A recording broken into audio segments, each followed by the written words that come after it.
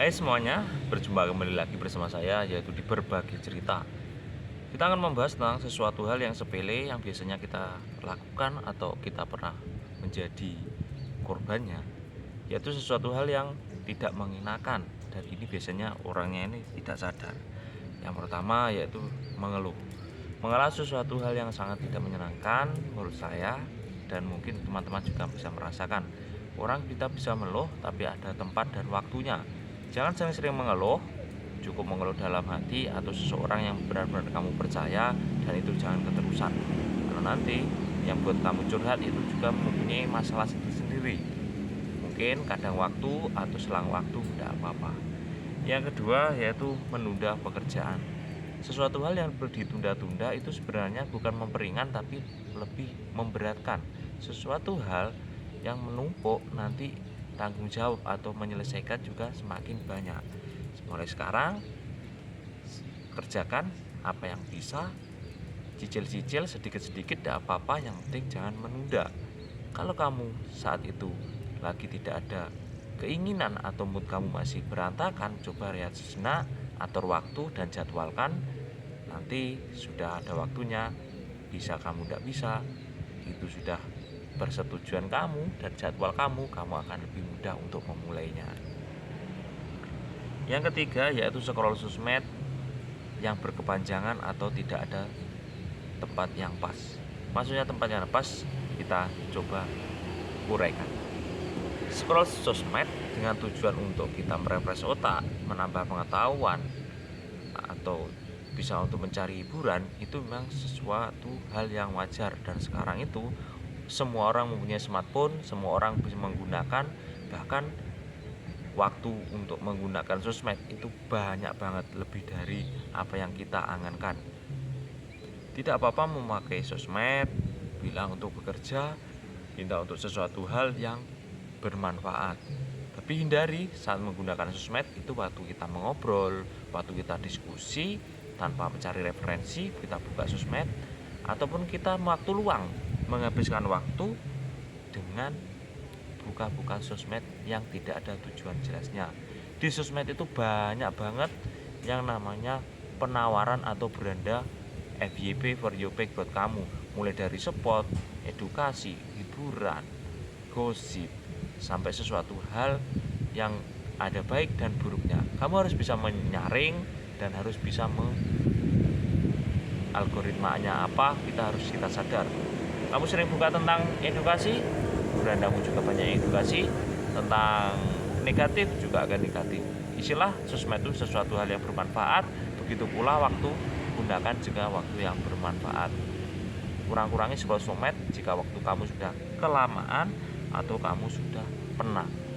Karena kebanyakan sosmed nantinya kamu akan membuat pusing dan akan menunda-nunda jadwal lainnya. Lanjut, yang keempat yaitu menunda waktu bekerja. Seperti tadi ya, ini hampir mirip, menunda sesuatu yang akan berimbas kepada feeling, mood, dan spirit kamu. Contoh menunda ini bukan menunda pekerjaan, tapi sesuatu hal yang rutin seperti kita mandi. Menunda mandi itu efeknya juga tidak baik dulur-dulur.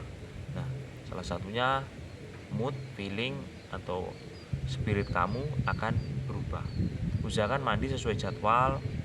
Jika kamu pagi pukul berapa sebelum berangkat kerja, kalau sore pukul berapa setelah kerja atau sudah olahraga.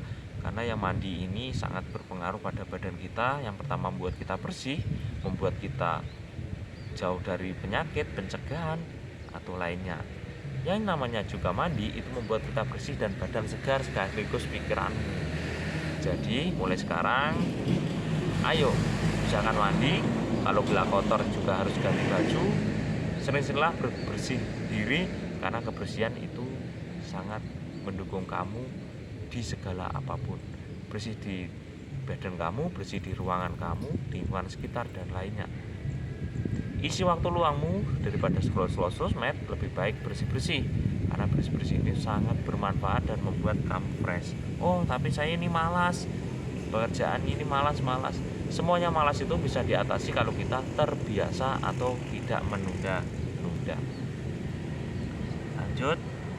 Kita 5, hindari yaitu tidur sore menjelang petang sekitar pukul 5 sampai 18.30. Nah, jangan tidur di waktu-waktu ini loh. Karena kalau kita tidur di waktu-waktu ini, bangunnya nanti akan lebih kayak gimana ya? Tidak enak. Kita akan merasa cemas, merasa tidak enak di pikiran, hati berdebar-debar, atau ada sesuatu yang aneh. Kira-kira kita kayak mau masih pagi tapi sebenarnya petang. Kita mau akan berangkat bekerja, ternyata bukan. Ini harus hari mau malam. Usahakan kalau ngantuk biasanya pukul 4 atau 4 lebih mendekati pukul 5, tundalah mengantuk Anda. Anda bisa beraktivitas lain atau bisa minum kopi, lihat TV, ngobrol atau lainnya. Nanti jika sudah pukul 18.30 atau 19.70 19.30 kamu bisa baru tidur. Usahakan tidur jangan terlalu malam. Pukul 9 ke bawah itu sudah kamu tidur. Malam bisa bangun. Kalau yang beragama Muslim bisa sholat malam, dan nantinya juga subuhnya tidak akan kesiangan. Bisa bangun pukul 4, bisa prepare apa yang perlu di-prepare sebelum bekerja, atau juga kita bisa mandi dan tidak tergesa-gesa menuju ke tempat kerja tadi. Yang keenam yaitu membuka pintu, tidak mau menutup. Ini biasanya terjadi di waktu kita bekerja di rumah. Ada seseorang yang keluar atau masuk tidak mau menutup pintu, apalagi pintunya itu ada AC-nya. Wah, ini sangat mengganggu. Kita mau teriak-teriak juga tidak enak, tapi kalau tidak diteriaki juga dia tidak tahu. Seseorang seperti ini kita harus sadar, aware tentang hal ini. Kalau awal mula pintu itu ditutup, ya kita menutup. Awal mula pintu dibuka, kita juga dibuka. Lebih baiknya kalau waktunya ditutup, ruangan ber-AC dan masih terbuka, silakan ditutup tanpa diperintah atau disuruh orang lain. Ini yang ketujuh, mungkin ini ada pro kontra, yaitu tentang sesuatu hal yaitu merokok. Nah, kebetulan saya bukan perokok, tapi saya perokok pasif. Nah, jika kamu merokok, lebih baik di tempat yang untuk merokok. Jangan di tempat yang dilarang merokok atau tempat-tempat terbatas ruangnya. Maksudnya di lahan sempit, di ruangan yang sempit. Di situ ada lansia, ada anak-anak, ada banyak orang. Mungkin jika kamu merokok mengeluarkan asap, dia akan menghirup semuanya. Atau di dekat kamu, istilahnya kebanyakan ada asap bus gitu. Nah, carilah tempat rokok yang baik buat merokok, udara bebas mungkin, atau lebih ke samping atau lebih menyendiri, sehingga atau berkumpul sesama orang perokok aktif. Intinya hindari atau tunda duluan merokok jika waktu di sekitar Anda kurang memungkinkan. Lanjut ke 8, yaitu membuat gaduh. Membuat gaduh di sini yaitu tentang suara atau aktivitas yang menimbulkan orang lain terganggu atau orang lain merasa resah. Contoh, di waktu kita di tempat umum, di situ ada ruang tunggu atau apa, nah kita itu bicara terlalu keras dan di samping kita akan kedengaran, mungkin bisa mengganggu orang lain, bahkan mengganggu konsentrasi yang ada di samping. Usahakan kalau kita berbicara secukupnya saja, tidak usah keras dan cukup pelan tapi tetap bisa didengar. Kata-kata yang bagus, tidak usah kasar, soft spoken, itu yang baik. Tetap adab juga dijunjung, karena kesopanan nilai yang perlu dikembangkan. Itu tadi. Lanjut, yaitu 9, membicarakan orang lain. Hindari hal-hal aktivitas ini karena membicarakan orang lain tentunya tidak terlalu banyak membawa manfaat, bisa jadi membawa sesuatu hal yang kurang baik. Apalagi orang yang kamu bicarakan dan orang teman yang kamu buat ngobrol itu akhirnya kembali berbicara kepada orang yang kamu bicarakan, bisa jadi terjadi perselisihan atau gap. Tentunya kamu akan rugi sendiri, dan itu bukan menyelesaikan masalah, tetapi menambah masalah. Bicara sesuai hal apa yang mungkin ringan diobrolkan, seperti edukasi, hiburan, atau trending isu yang baik untuk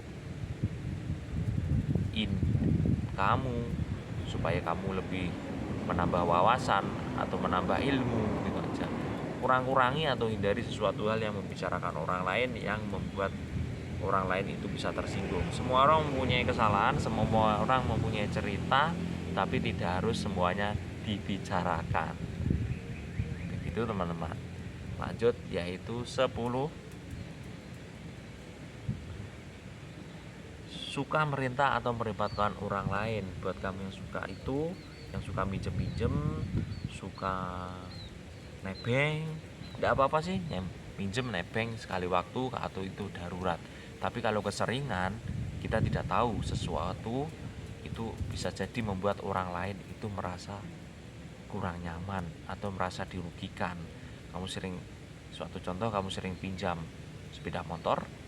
Memang sepeda motor yang kamu pinjam itu pada saat itu dia lagi loading, tidak dia gunakan.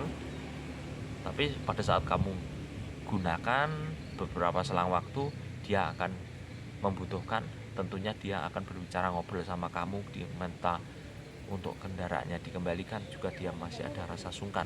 Rasa sungkan ini biasanya banyak pada orang-orang, apalagi yang people pleaser, orang yang tidak enakan, biasanya lebih mengalah dia naik ojek online, kan lebih mahal juga daripada dia pakai semotor. Misalkan jika kamu pinjam, tidak terlalu banyak pinjam, misalkan darurat, dan jangan sering-sering. Lebih baik kamu bisa beli sendiri. Suatu misal kendaraan, beli kendaraan, sepeda motor, memang harganya cukup lumayan banyak, tapi kalau kamu berusaha, kamu insya Allah bisa. Karena harga sepeda motor sekarang yang second harganya lebih terjangkau daripada yang baru. Betul kan? Iya, begitu. Terima kasih yang sudah menonton di video berbagi cerita. Semoga video ini bermanfaat dan salam sukses untuk semuanya. Sampai jumpa.